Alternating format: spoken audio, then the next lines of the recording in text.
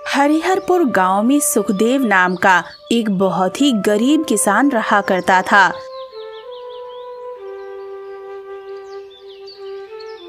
एक दिन सुखदेव अपने खेत में हल चला रहा था। तभी उसके गांव का बलिया नाम का व्यक्ति दौड़ते हुए वहां पर आ गया। सुखदेव, क्या तुमने एक नई खबर सुनी? कौन सी खबर? सुखदेव, हमारे गांव में एक बहुत बड़े पंडित मंदिर में पधारे हुए हैं, जिन्हें ज्योतिष का बड़ा ही ज्ञान है। गांव के सभी लोग अपना हाथ दिखाकर अपना भविष्य मालूम कर रहे हैं। ये सुनकर सुखदेव मुस्कुराने लगा। अगर भविष्य पहले से ही पता हो तो जिंदगी का क्या मजा।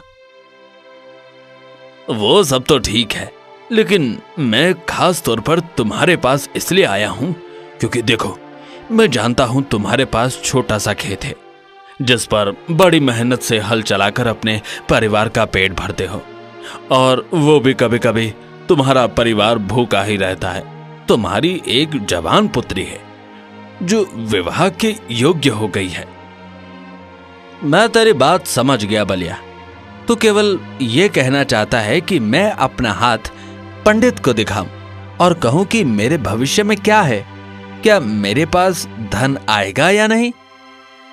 हाँ, तू भी जाकर पता कर ले कि तेरी किस्मत के सितारे कब तक गर्दिश में रहेंगे। हर किसी के दिन पलटते हैं, क्या तेरे दिन भी पलटेंगे? ये सुनकर सुखदेव गहरी सोच में डूब गया। ठीक है बलिया, तू घर जा। मैं शाम को काम खत्म करके मंदिर में पंडित से जरूर मिलूंगा। इतना कहकर सुखदेव फिर से मेहनत में लग गया और बलिया वहां से चला गया।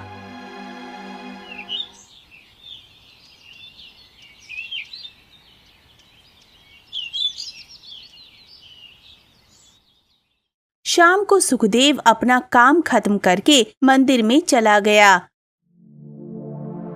सुखदेव को देखकर पंडित पूरी तरह से चौंक गया। चेहरे पर गरीबी है, लेकिन आंखों में एक विचित्र चमक है, जिसे केवल एक ज्ञानी ही देख सकता है। तू बड़ा तकदीर वाला है। ये सुनकर सुखदेव चौंक गया। मेरी हाथ की लकीरें देखकर बताइए पंडित जी, मेरी एक जवान पुत्री है, लेकिन मेरे पास धन नहीं है। क्या मैं अपनी पुत्री का विवाह कर भी पाऊंगा या नहीं? मुझे तेरा हाथ देखने की जरूरत नहीं है। तेरी आंखों की चमक मैंने देख ली और तुझे इशारों में बता भी दिया कि तू बहुत तकदीर वाला है और तुझे इसका एहसास बहुत जल्द ही हो जाएगा। इतना कहकर पंडित दूसरे कार्य में लग गया। सुखदेव अपने मन में सैकड़ों सवाल लिए हुए अपने घर आ गया। सुखदेव ने सारी घटना अपनी पत्नी विमला और अपनी जवान पुत्री राधा को बताई।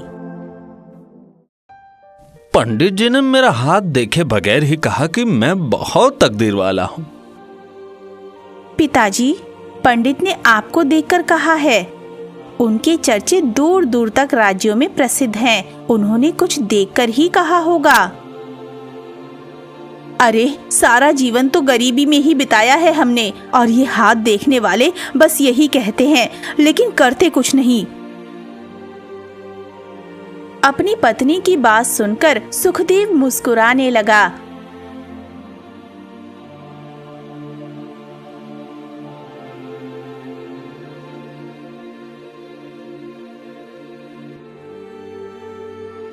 अगले दिन सुखदेव फिर से खेतों में चला गया।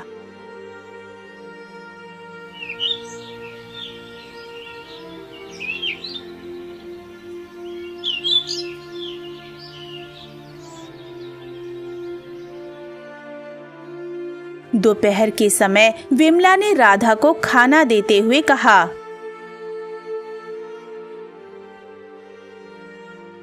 अपने पिताजी को खेत में जाकर खाना दिया। बेचारे अकेले भूखे मेहनत कर रहे होंगे। राधा मुस्कुराती हुई खाना लेकर चल दी।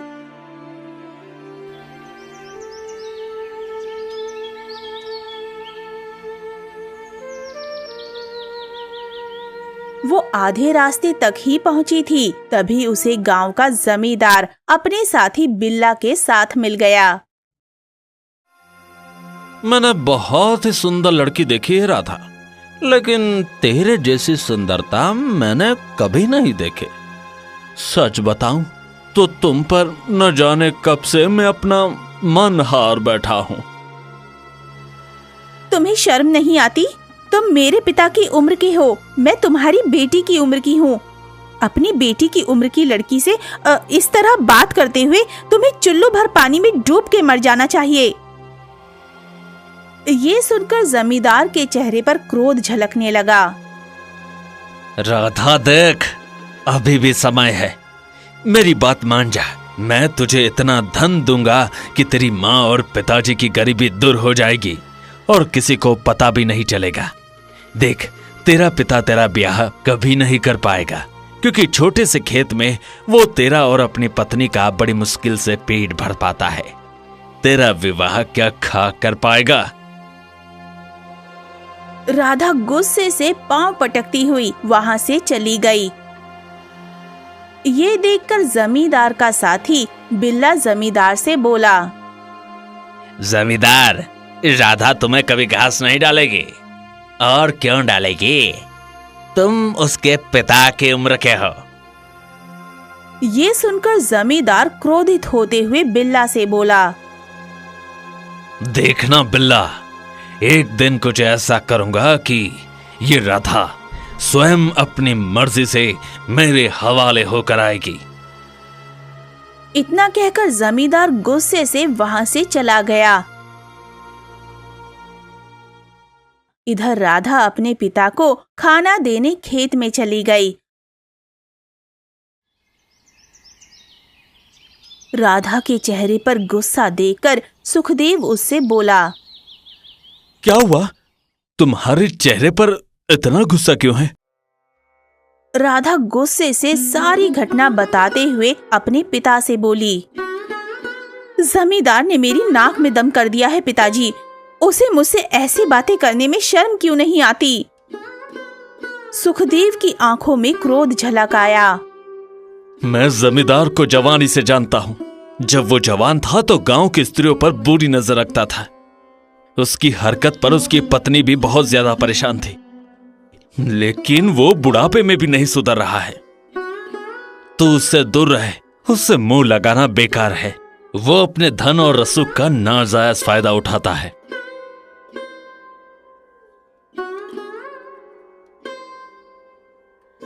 राधा चुपचाप अपने घर चली गई।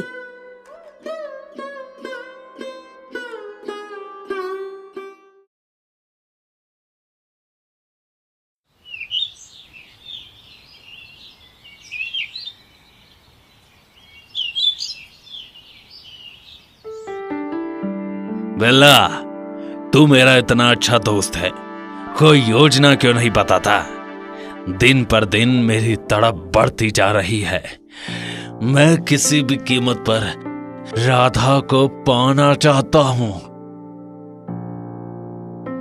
इसके लिए आपको बहुत ही दिमाग से काम लेना पड़ेगा और बहुत ही चतुराई से।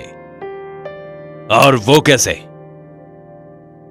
देखो, गांव में ऐसा कोई भी किसान नहीं है जिसने आपसे कर्ज ना ले रखा हो। उसे छोड़कर सुखदेव है।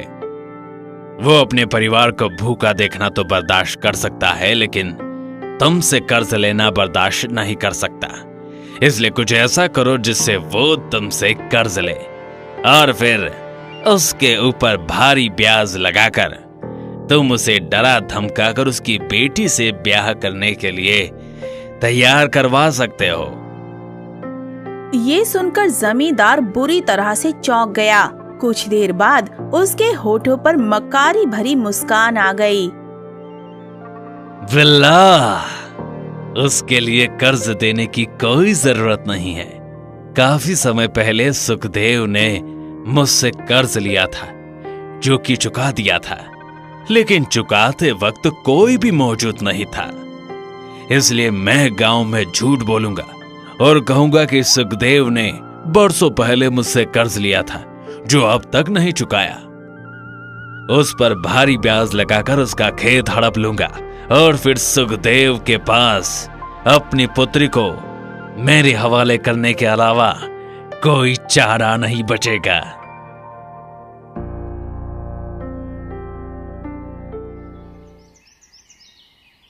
अगले दिन सुखदेव अपने खेत में काम कर रहा था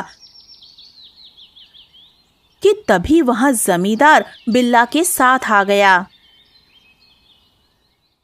सुखदेव, बरसों पहले तुमने मुझसे कर्ज लिया था, वो तुमने नहीं चुकाया। ब्याज मिलाकर रकम इतनी हो चुकी है कि अब ये खेत मेरा हो चुका है। कल तक इस खेत को खाली कर देना, नहीं तो मैं तुम्हें जबरदस्ती धक्के मारकर खेत से बाहर निकाल दूंगा।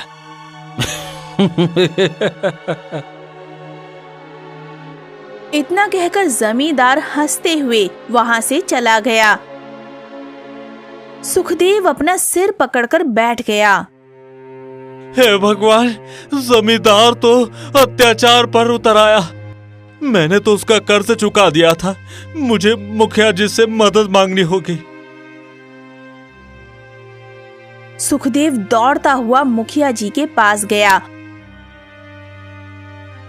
और सारी घटना बताते हुए बोला।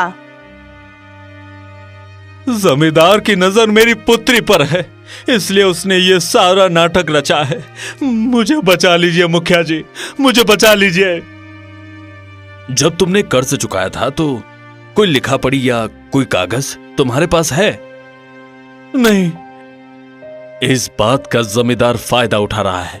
अगर वो सीधे तुम्हारी पुत्री पर हाथ डालता तो सारा गांव उसके खिलाफ हो जाता, इसलिए उसने तुम्हारे खेत पर कब्जा करने की धमकी दी है।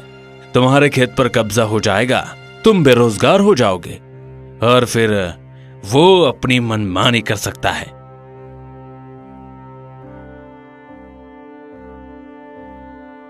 सुखदेव चुपचाप अपने घर चला गया और सारी घटना अपनी पुत्री राधा और अपनी पत्नी विमला को बताई। अगर उसने आपसे आपका खेत छीन लिया तो फिर हमारा परिवार तो भूखा मर जाएगा और फिर हम अपनी राधा का विवाह कैसे करेंगे। ये सुनकर सुखदेव भी फूट फूट कर रोने लगा। अरे अरे अरे मेरी समझ में कुछ नहीं आ रहा विमला। मन तो कर रहा है कि आत्महत्या कर लूं। मुखिया जी से मदद मांगी पर किसी ने साथ नहीं दिया और गांव का कोई भी व्यक्ति जमींदार के खिलाफ बोलने की सोच भी नहीं सकता। पिताजी, ये सब मेरी सुंदरता के कारण हो रहा है। काश मैं इतनी सुंदर ना होती। बिटिया, इसमें तेरा कोई दोष नहीं है बेटा।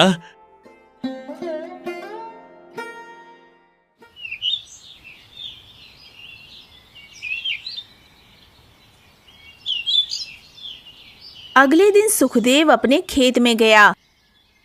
तभी वहां जमींदार बिल्ला के साथ आ गया। जमींदार ने सुखदेव को धक्के देकर उसके खेत पर कब्जा कर लिया। सुखदेव निराश होकर घर लौट आया। समय ऐसे ही बीतने लगा और धीरे धीरे सुखदेव की पारिवारिक स्थिति बहुत ही दयनीय हो गई।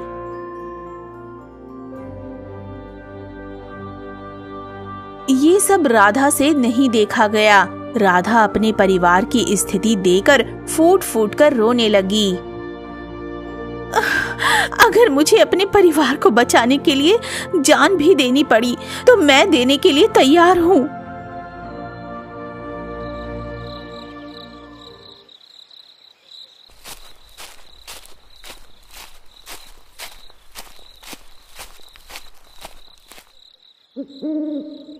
रात के समय राधा चुपचाप जमींदार की हवेली में चली गई। राधा को देखकर जमींदार चौंक गया। ये मैं क्या देख रहा हूँ? मेरे पिताजी का खेत वापस कर दो और तुम जो चाहते हो अपनी मनमानी कर लो। मैं अपने माता पिता को भूखा नहीं देख सकती। सोच लो राधा, एक बार हवेली में आ गई तो अब यहाँ से तुम्हारे कदम बाहर नहीं निकल पाएंगे। बस मेरी एक शर्त है। कैसी? मेरे पिता को पता नहीं लगना चाहिए कि मैं तुम्हारे पास आई हूँ, और उन्हें कभी नहीं पता लगना चाहिए। अगर उन्हें पता लग गया तो वो और मेरी माँ जीते जी मर जाएंगे। उन्हें यही लगना चाहिए कि मैं कहीं अचानक गुम हो गई हूँ। कुछ दिन तक रोकर वो सब्र कर लेंगे, ये सोचकर कि शायद मैंने आत्महत्या कर ली या मर गई। वाह, मेरी तो मुराद भी पूरी हो गई। ठीक है राधा, ऐसा ही होगा। जाकर कमरे में राजकुमारी की तरह सो जा। सुबह तुझसे बात करूंगा। राधा रोती हुई जमींदार के कक्ष में चली गई।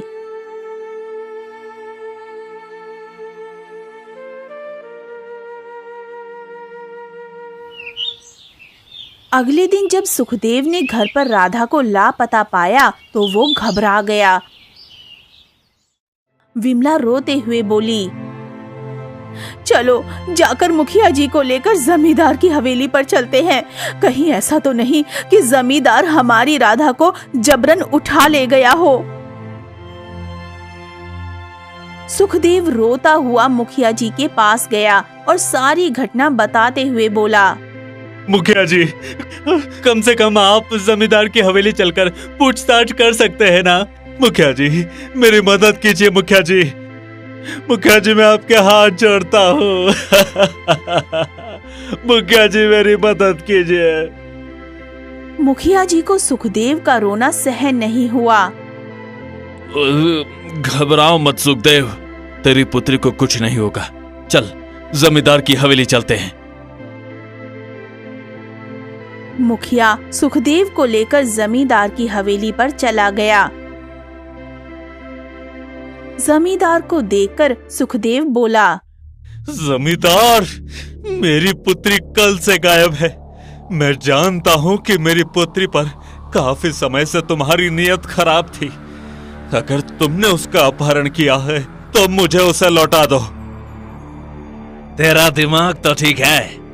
ये सच है कि मैं तेरी पुत्री को पसंद करता था, लेकिन मैं इतना भी गिरा हुआ नहीं हूँ कि दिन दहाड़े उसका अपहरण करूं। मुझे तेरी पुत्री के बारे में कुछ नहीं मालूम। चल जा यहां से। जमींदार, सुखदेव और उसकी पत्नी बहुत परेशान हैं। तुमने उसकी जमीन पर भी कब्जा कर रखा है। ठीक है, अगर ऐसी बात है तो मैं उसकी जमीन इसे वापस करता हूं। अब ये अपने खेत में जब चाहे जब खेती कर सकता है। अब तो विश्वास हो गया ना कि तुम्हारी पुत्री मेरे पास नहीं है। सुखदेव दुखी होकर मुखिया के साथ वापस चला गया और अपनी पत्नी से रोते हुए बोला, पंडित जी तो कह रहे थे कि मैं बहुत तकदीर वाला हूँ। क्या खाक तकदीर वाला हो। मेरी पुत्री कहाँ गई, मुझे कुछ मालूम नहीं। एक वही तो मेरे जीने का आसरा था। विमला भी फूट फूट कर रोने लगी। सुबह के समय जमींदार राधा के कक्ष में जा पहुंचा। राधा डरी हुई आंखों से जमींदार को देख रही थी। लगता है तुम रात भर सोई नहीं। जिस लड़की को पता हो कि कोई उसकी अस्मत लूटने जा रहा है, वो कैसे सो सकती है। तभी वहां बिल्ला आ गया। जमींदार, आपका केशव नगर वाला मित्र रतन सिंह आपसे मिलने आया है। ये सुनकर जमींदार चौंक पड़ा। बिल्ला, उसे बाहर ही बैठा कर रखना, अंदर मत लाना। अगर उसने राधा को देख लिया तो। जमींदार इतना ही कह पाया था कि तभी रतन सिंह वहां पर आ पहुंचा और राधा को फटी हुई आंखों से घूरने लगा। राधा और भी बुरी तरह से डर गई। अरे जमींदार, इतनी सुंदर लड़की तुमने अपने घर में रखी है और मुझे खबर तक नहीं की। अब ये मेरी होने वाली पत्नी है। होने वाली है, लेकिन हुई तो नहीं ना। और जहां तक मैं तुम्हें जानता हूं, तुम्हारी उम्र 60 साल से ऊपर हो चुकी है। इस उम्र में क्या विवाह करोगे? मुझे ये लड़की चाहिए। ये सुनकर राधा फूट फूट कर रोने लगी। आखिर ये सब क्या हो रहा है?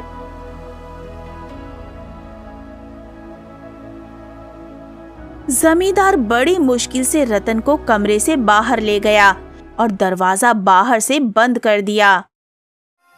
रतन, ये मेरे गांव की सबसे गरीब किसान की बेटी है। बड़ी मुश्किल से इसे हासिल किया है। मैं तुम्हें राधा नहीं दे सकता। मत भूल, वर्षों पहले हम दोनों किसी कारोबार में साथ साथ थे।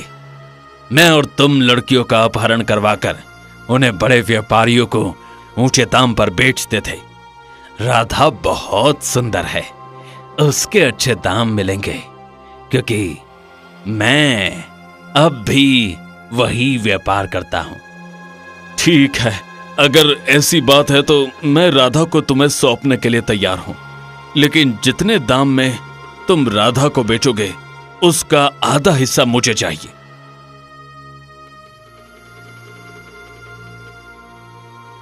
दोपहर के समय राधा को भोजन में बेहोशी की दवा दी गई।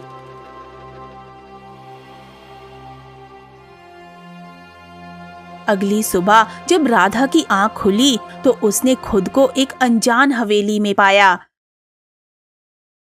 राधा बुरी तरह से चौंक गई। ये कौन सी हवेली है? ये तो जमींदार की हवेली नहीं है। तभी वहां पर एक और स्त्री आई जिसकी आंखों में आंसू थे। हाँ, ये तुम्हारे गांव की जमींदार की हवेली नहीं है। ये केशव नगर के सबसे अमीर व्यापारी रतन सिंह की हवेली है। यहाँ पर लड़कियों को अपहरण करके लाया जाता है और दूसरे राज्यों के व्यापारियों को मुंह मांगी कीमत पर बेचा जाता है। यकीनन जमींदार ने रतन सिंह के साथ तुम्हारा सौदा कर दिया है। राधा फूट फूट कर रोने लगी। अब मैं क्या करूं? मेरा तो कोई सहारा भी नहीं है। दूसरी स्त्री ने उसका कंधा थाम लिया। मेरा नाम चंद्रलेखा है। वर्षों पहले मैं अपनी सहेलियों के साथ मेले में गई थी। एक खिलौनों की दुकान पर रुकी थी। नहीं जानती थी कि वो दुकानदार इस मक्कार रतन सिंह का साथी है। उसने अच्छे खिलौने दिखाने के बहाने मुझे अंदर बुलाया। फिर उसके बाद मुझे कोई होश नहीं रहा। मेरी आंख जब खुली तब मैं इसी हवेली में थी। यहाँ पहले से 3 स्त्रियां थीं, जिन्हें अलग अलग राज्यों के व्यापारी खरीद कर ले गए। अब बस मैं बची थी और अब तुम भी आ गई हो। हो सकता है कुछ दिनों बाद हम दोनों को भी बेच दिया जाएगा। उधर हवेली के बाहर रतन सिंह जमींदार के नौकर बिल्ला के साथ बैठा था। क्या तुम्हारे जमींदार को मुझ पर भरोसा नहीं? व्यापार के मामले में तो जमींदार किसी पर भरोसा नहीं करता, इसलिए ही मुझे आपके साथ भेजा है, ताकि जो भी सौदा हो मेरी आंखों के सामने हो।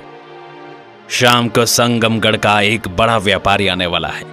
इस वक्त मेरे पास चंद्रलेखा है, लेकिन मुझे भरोसा है कि अगर उसने राधा को देख लिया तो उसे वही पसंद आएगी।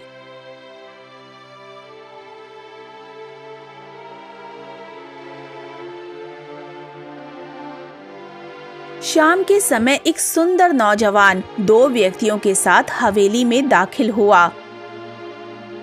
मैं ही वल्लभगढ़ संगमगढ़ का मशहूर व्यापारी हूं, जिसका तुम्हें इंतजार था। मुझे आपका ही इंतजार था। इस वक्त मेरे पास 2 सुंदर लड़कियां हैं। आप जिसे चाहें वो आपकी हो जाएगी। ठीक है, पहले मैं उन दोनों को देखना चाहता हूं। रतन सिंह ने बिल्ला को इशारा किया। बिल्ला व्यापारी को राधा और चंद्रलेखा के कक्ष की ओर ले गया। कक्ष में पहुंचकर व्यापारी ने दोनों लड़कियों को गौर से देखा, फिर राधा की ओर इशारा करते हुए बोला, ये लड़की कौन है? मैं इससे अकेले में बात करना चाहता हूं। ठीक है, जैसी आपकी मर्जी। आप जितनी देर चाहे बात कर सकते हैं। रतन सिंह ने चंद्रलेखा को बाहर जाने का इशारा किया। चंद्रलेखा नीची नजर किए हुए चुपचाप कमरे से बाहर निकल गई। व्यापारी ने कक्ष का दरवाजा बंद कर दिया और फिर राधा को गहरी निगाहों से घूरने लगा। राधा नीची नजरें किए हुए खड़ी थी, उसकी टांगें कांप रही थीं। कमरे में गहरा सन्नाटा पसरा हुआ था। तुम्हारी आंखों में मासूमियत बता रही है कि तुम बहुत ही गरीब घर की हो और तुम्हें अच्छे संस्कार मिले हैं। अपनी दुख भरी कहानी सुनाओ। अपनी दुख भरी कहानी सुनाने से क्या फायदा? आप तो मुझे खरीदने आए हैं ना, जैसे मैं सड़क पर पड़ी कोई वस्तु हूँ। इतना कहकर राधा फूट फूट कर रोने लगी। लेकिन मैं सुनना चाहता हूं। राधा ने रूंधे हुए गले से अपने जीवन की पूरी कहानी सुना दी। कैसे वो भूख से तड़पते अपने माता पिता की आंखें नहीं देख सकी,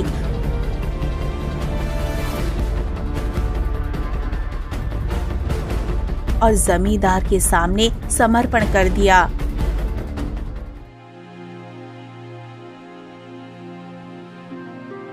ये सुनकर व्यापारी की आंखों में क्रोध चमकने लगा। डरो मत, मैं तुम्हें खरीदने नहीं, तुम्हें आजाद कराने आया हूं।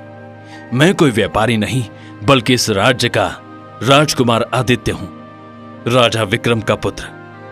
काफी समय से मुझे सूचना मिल रही थी कि सीमावर्ती क्षेत्रों में कुछ बहुत गलत चल रहा है, इसलिए मुझे व्यापारी का वेश धारण कर यहां आना पड़ा। ये सुनकर राधा की आंखों से आंसू बहने लगे। राजकुमार आदित्य ने कमरे का किवाड़ खोला। उसके साथ आए दोनों व्यक्ति असल में सैनिक थे। आदित्य ने आंखों से इशारा किया। जाओ और शाही सैनिकों को अंदर ले आओ। दोनों सैनिक तुरंत बाहर निकल गए।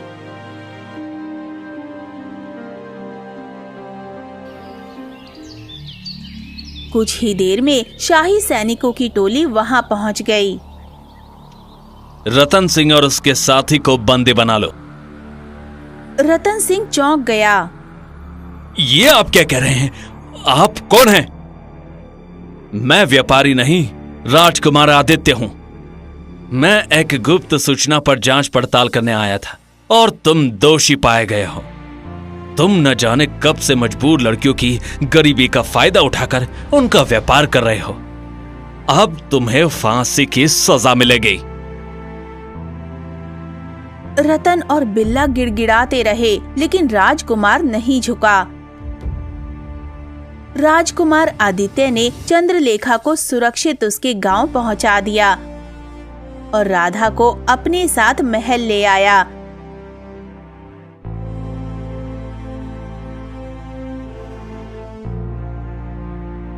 महल पहुंचकर उसने अपने पिता राजा विक्रम और माता रानी रुक्मणी को पूरी घटना बताई।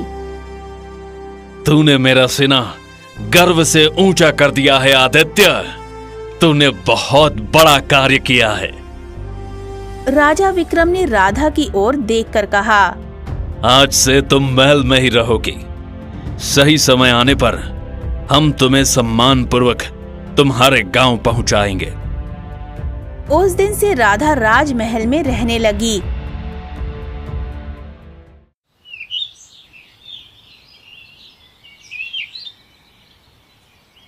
एक दिन राजकुमार आदित्य राधा की ओर देखकर मुस्कुराते हुए बोला, राधा, अगर मैं तुमसे एक बात कहूं तो बुरा तो नहीं मानोगी? कौन सी बात राजकुमार? मैं तुमसे विवाह करना चाहता हूं। ये सुनकर राधा की आंखों में आंसू आ गए। अगर आप मुझ पर तरस खाकर विवाह करना चाहते हैं तो उसकी कोई आवश्यकता नहीं। नहीं राधा, जब मैंने तुम्हें पहली बार देखा था उसी क्षण से मुझे तुमसे प्रेम हो गया था। ये सुनकर राधा मुस्कुरा उठी। राजकुमार आदित्य और राधा का विवाह पूरे राज्य में धूमधाम से संपन्न हुआ। कुछ दिनों बाद राधा राजकुमार आदित्य और शाही सैनिकों के साथ अपने गांव पहुंची। गांव में राधा के पिता सुखदेव और माता विमला ने अपनी बेटी को राजकुमारी के रूप में देखकर आश्चर्य से भर गए। जाओ, उस जमींदार को घसीटते हुए बंदी बनाकर यहाँ ले आओ। कुछ ही देर में सैनिक जमींदार को पकड़कर आदित्य के सामने ले आए। राधा को राजकुमारी के रूप में देखकर जमींदार भय से कांपने लगा। क्या हुआ? ये सोच रहे हो ना कि जिसे तुमने बेच दिया था वो आज राजकुमारी बन चुकी है। तुम्हारा साथी बिल्ला और रतन पहले ही कारागार में हैं। अब तुम भी वहीं जाओगे और कुछ ही दिनों के बाद तुम्हें फांसी दी जाएगी। मुझे माफ कर दीजिए राधा, मैंने गलती की।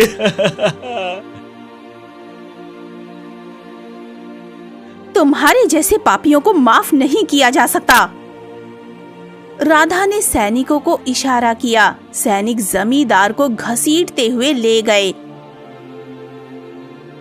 तभी गांव का मुखिया और वही पंडित वहां आ पहुंचे।